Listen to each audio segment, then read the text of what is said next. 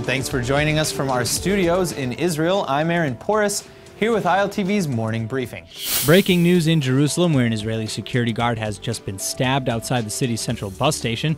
The 25-year-old man is currently in critical condition and is being treated by first responders.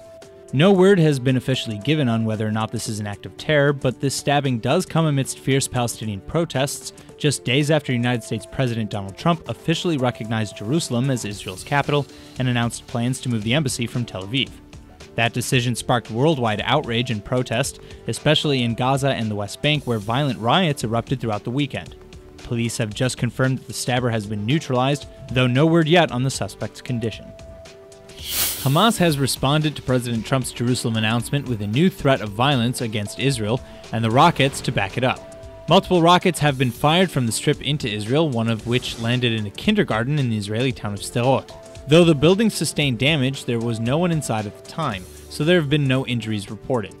The Israeli army has launched a swift counterattack in return, bombing 4 Hamas facilities in the Gaza Strip, 2 weapons plants, a weapons warehouse, and a military compound.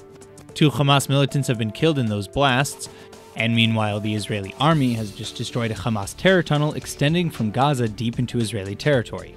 IDF officials believe this was an especially substantial project for the terror group and actually monitored it for a long period of time before demolishing it.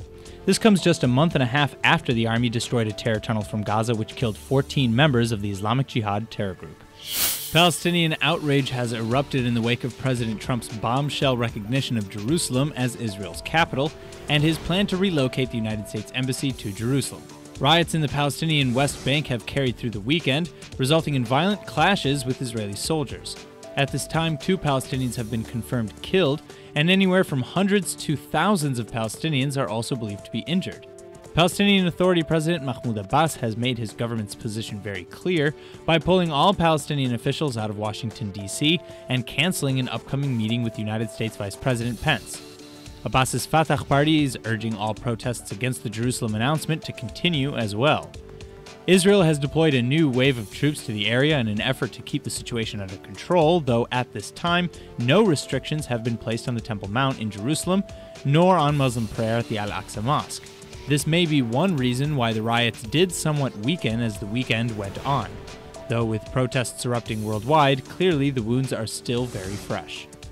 Roughly 10,000 Israelis gathered in Tel Aviv last night for yet another rallying cry against corruption in the government. The protest is part of weekly anti-corruption demonstrations that have been going on for months, beginning in Petah Tikva near Attorney General Avichai Mandelblitz's house, but now moving through the busy streets of Tel Aviv. The alleged crimes that moved the protesters to gather include several cases of graft, bribery, and more against Prime Minister Netanyahu, but the march has since turned its eyes on Netanyahu's wife Sarah and the Likud government as a whole, calling for charges against Sarah for misuse of public funds and corruption, and against Likud MK and coalition whip David Bitan for even more widespread corruption.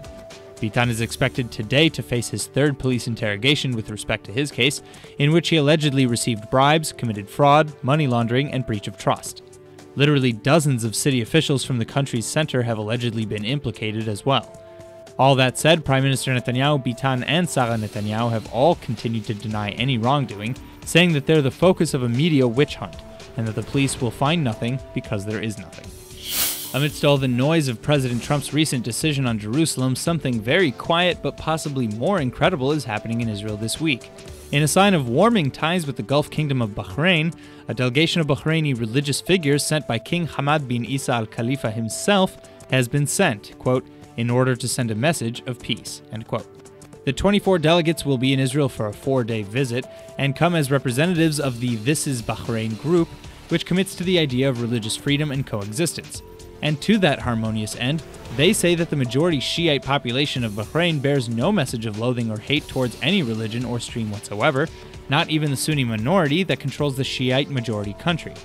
The Bahraini kingdom is also one of the only Arab states that opposes the Arab boycott of Israel, allows Bahraini citizens to visit Israel freely, and publicly mourned the passing of former Israeli President Shimon Peres. With this friendly and peaceful outlook, it looks like a bright future is in store for relations between Bahrain and the Jewish state. That's all for now. I'm Aaron Porras, and see you later with our main daily broadcast from Israel at 2 p.m. Eastern Time.